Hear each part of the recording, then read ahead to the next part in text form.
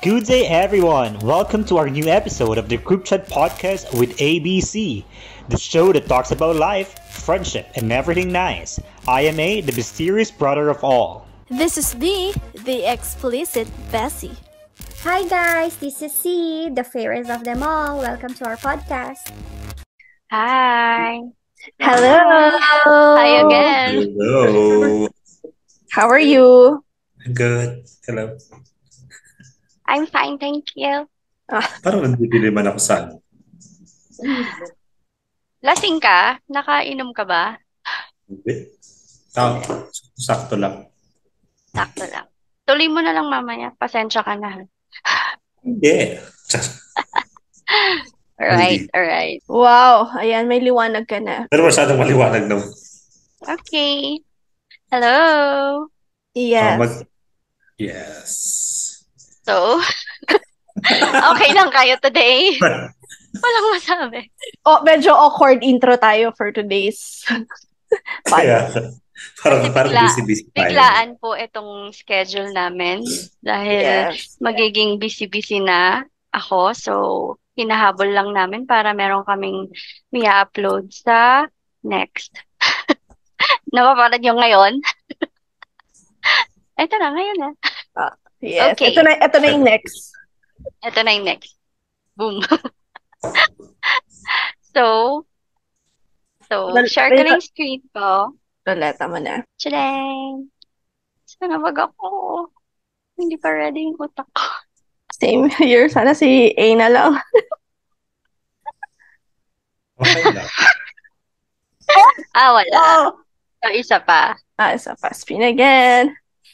Ayos Bakit dito may space? Kasi nga, syempre, pa yan. Nagbawas na tayo eh. Uh-oh. Urong. So, Okay. magagaling kay B. Congratulations. You're the winner. I'm the winner for today's. Okay. Ano ba yung number 2 natin?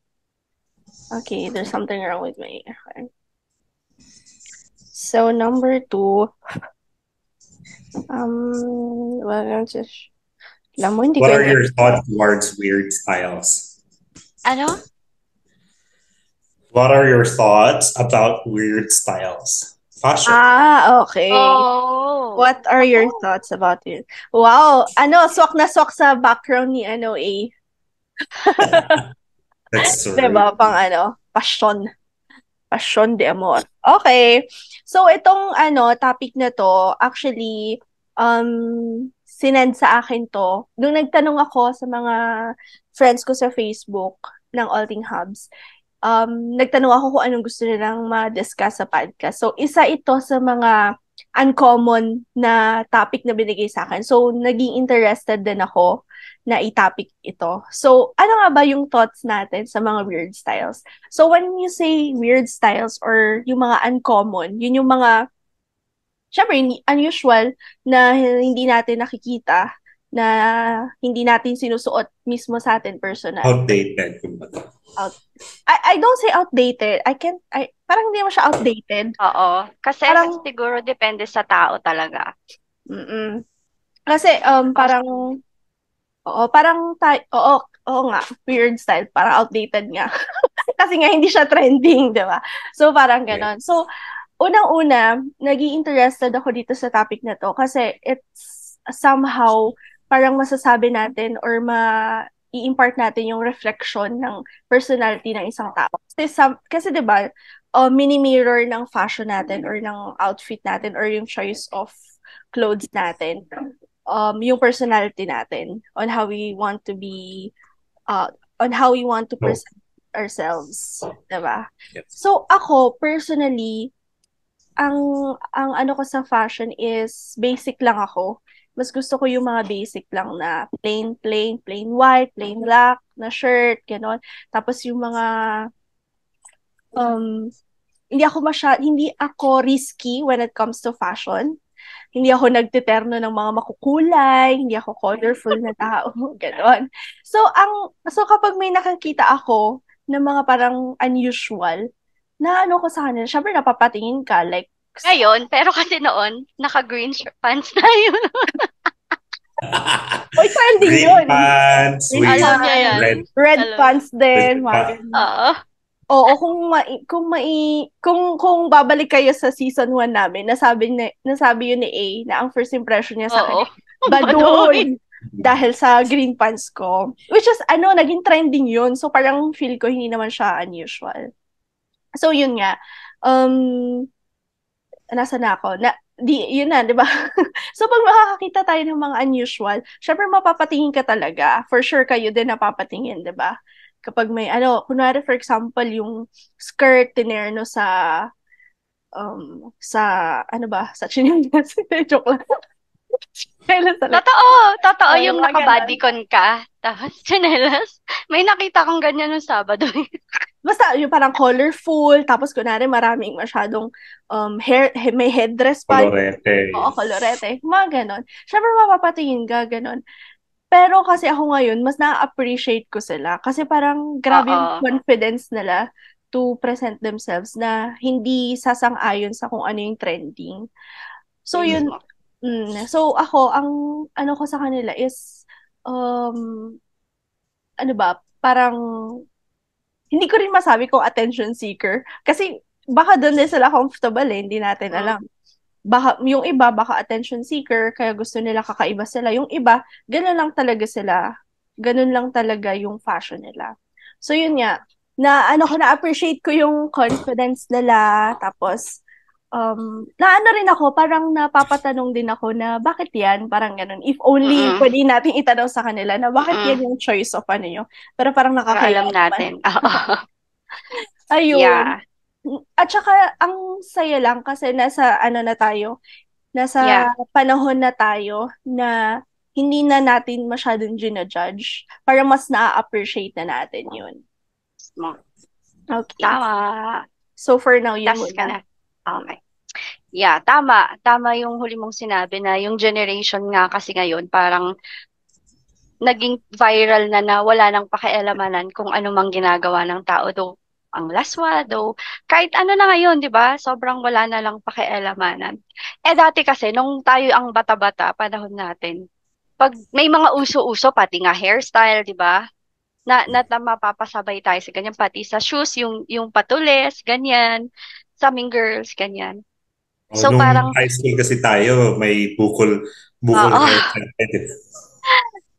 uso yon yung parang noon, kung ano yung uso, parang mapapasabay tayo talaga. Tapos parang pag nakasabay ka, parang okay, parang ano ka sa lahat ng tao, parang parang tanggap ka ng lahat ng tao. Parang ganon.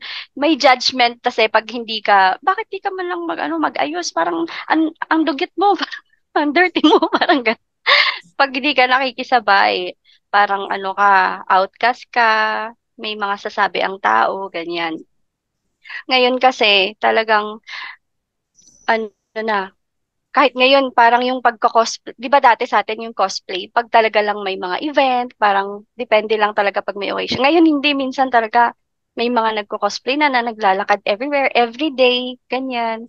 Yung mga mascot sa session, everyday, nandun si parang kailan pa kanina, naglalakad kami sa session, nakatayo dun si Black Panther, sabi niya, si Spider-Man, nangitim na kasi ang init, si GM, sabi niya.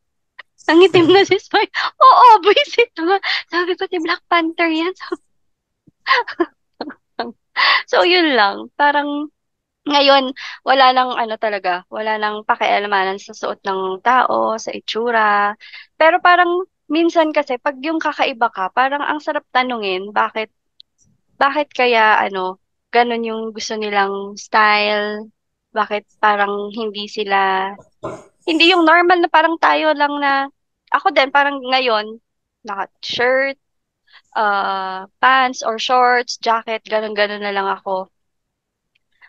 Manamit ngayon. Tapos, ayun, hindi na kailangan ko ano yung uso kasi hindi mo na alam kung ano yung usong suot ngayon eh.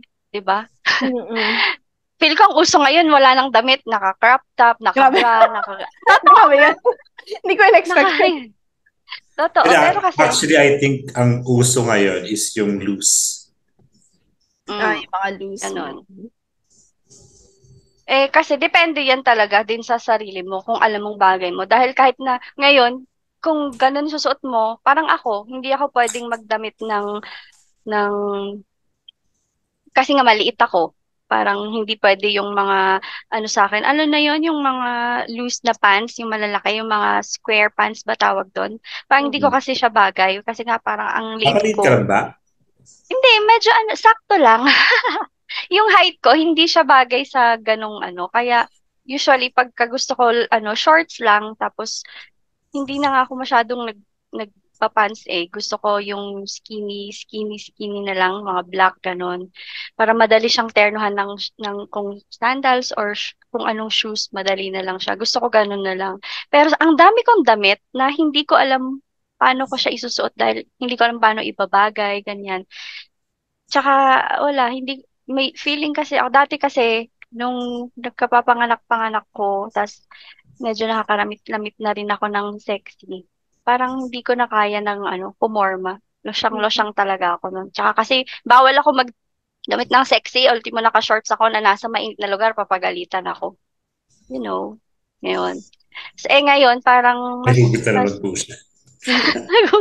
ngayon kasi parang minsan sa kanya ko pa nagtatanong, okay ba to? Parang kung ano yung maganda sa mata niya, okay na, yun na yung susuotin ko. Hindi na kailangan ng, ng, kasi baka pagtawanan ako, hindi. Pag sinabi niya ng okay sa partner, pag sinabi na niya okay yung suot ko, okay na ako dun. Wala na akong pakialam kung baduy, kung hindi maganda para sa akin. Para sa mata na lang niya, parang ganun. Pero kasi dati, din ako, gusto ko din nasa uso noon. Or kaya depende sa generation talaga. So, yun. Kaya para sa akin, sa mga weird na ngayon, wala na akong pake. Parang, mapag nadadaanan mo sila nasasalubong, parang wala lang. Hindi mo na sila, hindi ka na, ay, nangyari sa'yo, girl. Bakit naman bigla ka naging green? Sorry. Bigla siya naging hawk. Gulat ako. Naayos ko yung camera ko. Kasi, ang blur. Ngayon, pag may nakikita kang mga weird na style, gano'n lang. Tapos wala na. Wala ka nang pakialam. Di ba? Hindi mo na sila i-judge. Parang. Pero kami kasi minsan pag magkasama, judgmental kami. So, ganun lang. Pero ngayon talaga, wala na kami pakialam. Normal lang na yun. Oo. Mapapatingin ka, tapos wala na. Wala. So, kung may mga weird man dyan, kung dyan sila masaya, di hayanin natin sila, di ba? Parang okay lang, okay lang. Kasi nga, tayo din naman baka sa iba, weird tayo, di ba? So, oo. Depende rin yan sa paningin nila, paningin natin. Pero, bilang tao na, bilang mabait tayong tao, kind na tao, parang, it is what it is, di ba? Wala na tayong, wala tayong paki sa gusto nilang isuot, kainin, itsura, ayos ng mukha. Minsan nga, may gugulat ka na lang. Hindi ako lang judge ha. Totoo tong nakikita ko na yung iba, pag makikita mo, at blush on lang, wala lang kung ano-ano. So parang, parang lang talagang may ganun dyan. So parang, niya mo na, ganyan siya mag-ayos di ba? Ganyan. So, hindi mo naman kailangan na, ba't ganyan ka, di ba? Hindi mo naman sila igaganon. So, yun lang, para sa akin. Nakilala ko yun, yung may blush on lang dito. Di ba sa TikTok yun, si ano?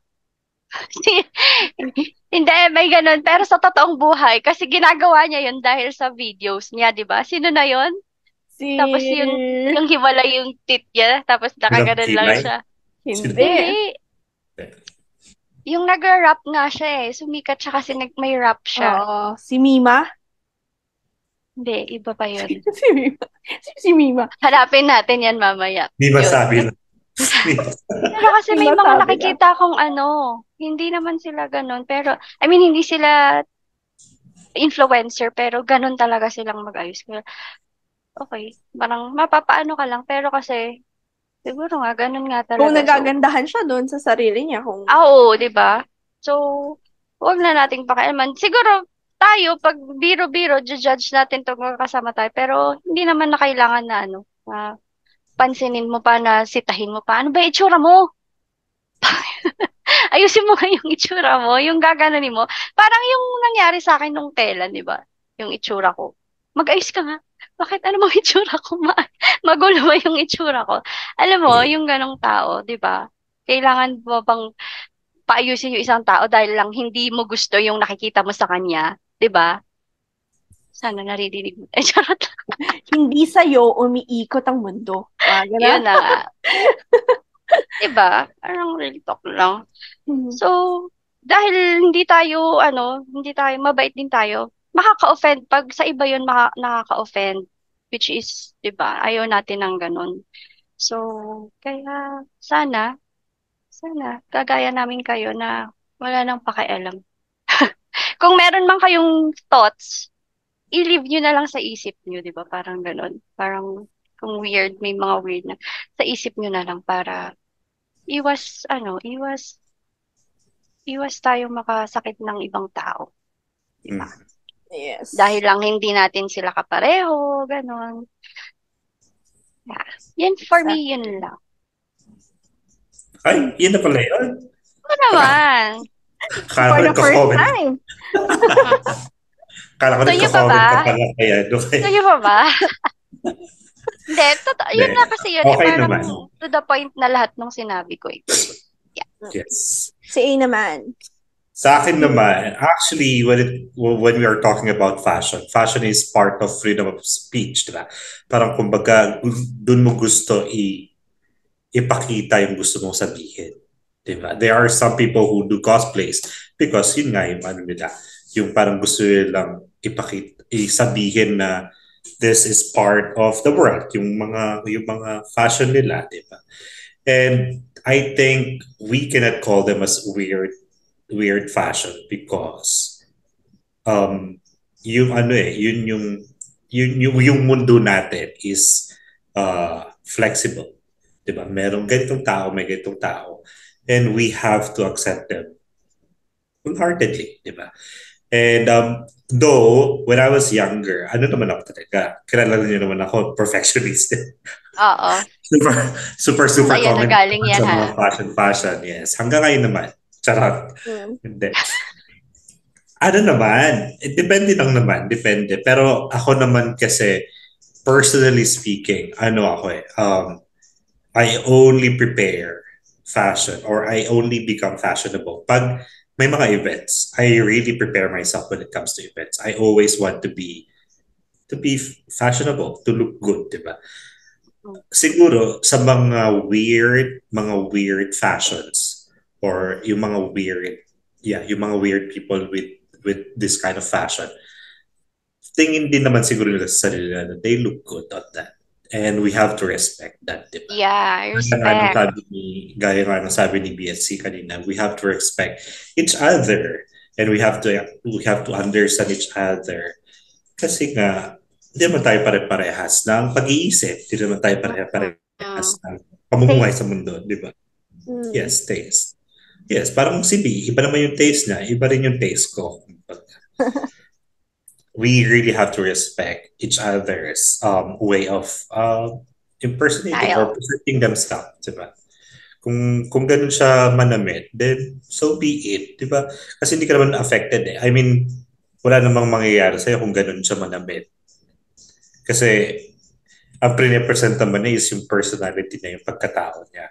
And you also have your own fashion, di ba? Gaya nga yung sabi ni si kanina, we don't know if our fashion is good for the others.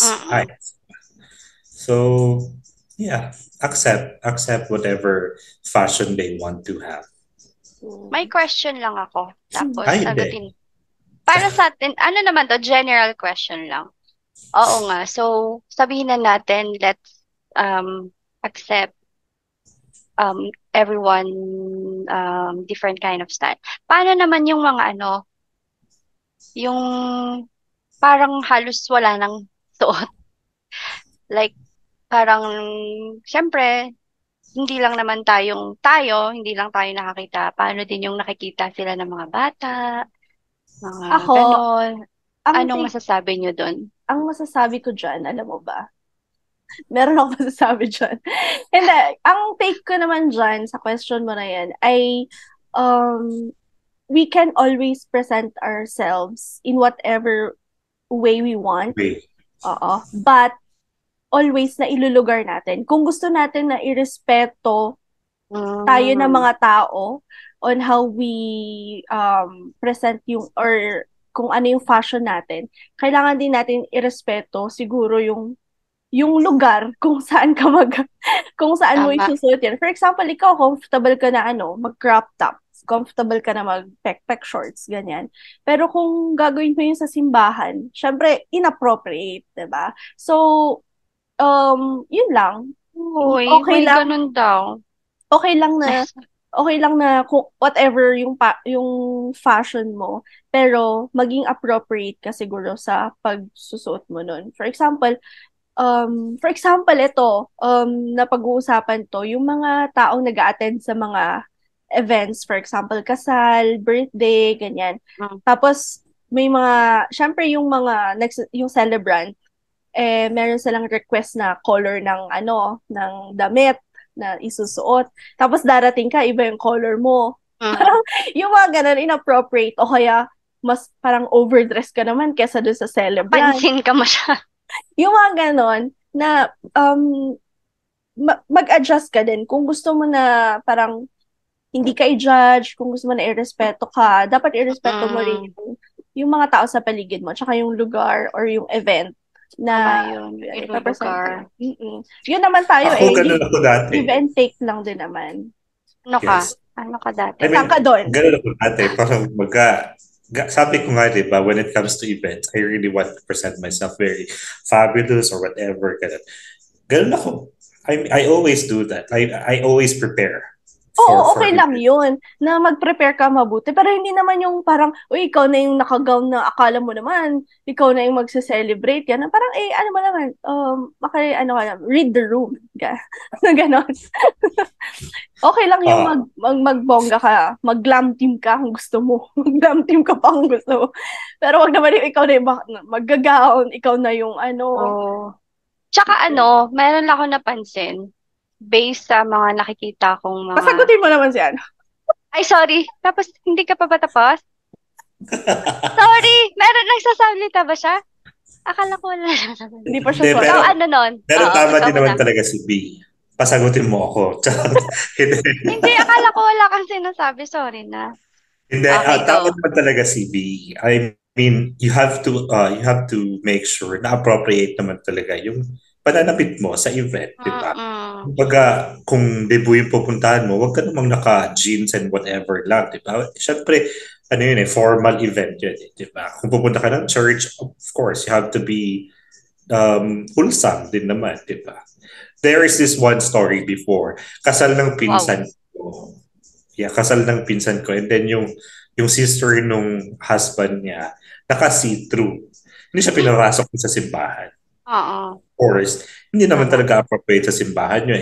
Matagal na yun, like early 2000, ganun. Siyempre, hindi pa naman tayo ganun ka, di ba? Hindi tayo ganun ka kubadera ng mga panahon na yun. Hindi pa ganun ka-liberated. Kasi yung damit niya, yung pangtaas niya. So, hindi rin talaga appropriate. Yun, hindi siya pinapasok talaga sa simbahan.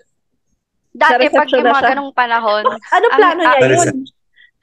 Yun nga talaga. Kasi syempre, fashionable nga talaga naman talaga. Pero kasi dati, anong year yun? 2000? Early 2000 naman yan. Kasi dati pag ang see-through lang, yung mga sa kamay pa lang, di ba? Talaga bang yung buong na? Oo. Hindi talaga talaga ba? siya nakapasok. Kita yung bra niya. So, of course, i-appropriate mo naman din yung fashion mo dun sa event na pupuntahan mo. And, yun. Tsaka, mas mabuti din naman talaga maayos yung pananamit mo. Kasi, when it comes to fashion naman, di naman tayo, we're not talking about yung general fashion, di ba? We are talking about how you dress up, how you present yourself. Kung yung presentation mo naman is good, then it's okay, di ba? Okay na ba? Pwede na Okay. akong sumingit. Ayun. Maraming At salamat. saka, at saka kasi dapat, ngayon, lately, na-realize ko na dapat pag nagdadamit ka or yung gusto mong style, make sure na para sa sarili mo yun. Yung, gusto ko tong isuot kasi masaya kung ito yung damit ko, feel ko maganda ako dito. Hindi yung dahil para sa ibang mata ng ibang tao. Parang eto, may mga girl, eto, para mas general, sa girls na pumupunta ng party. Hindi porke alam nila na dapat sexy-sexy, nakikita na hindi pala sila comfortable na gano'n yung suot nila. Pero dahil nga, siyempre, madaming boys, para madaming ma-attract sa kanila, ganyan.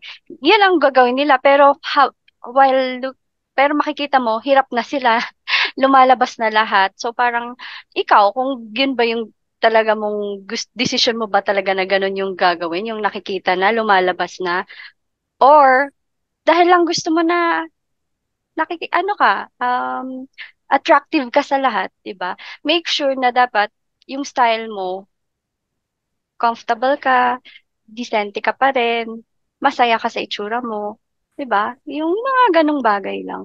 Kasi minsan, sa akin nangyayari din 'yan. Saan ba kami pupunta? Ganito, ganyan. Pupunta kami sa ganito. Eh, usually, ang suot ko, ang mas comfortable ako, shorts, rubber shoes, tapos any nasa pantaas kong sando, may jacket or t-shirt. Minsan inisip ko, ay, baka kasi ganito, mamaya, ah, malamig na, gabi na, ganyan. Gaganda. Yung isipin mo din, yung pupuntahan mo ba is dapat, ah, kakayanin mo ba yung suot mo for the whole time? Parang ganun. Tsaka yun nga, yung mas importante, yung style mo, happy ka sa suot mo, hindi lang dahil sa gusto mo isuot yun kasi ganyan yung suot ng mga friends mo, ganyan yung peer pressure ba? Parang ganun. Let's take a break for this episode. Keep tuning in to enjoy the exciting stories here at the Cryptid Podcast with ABC.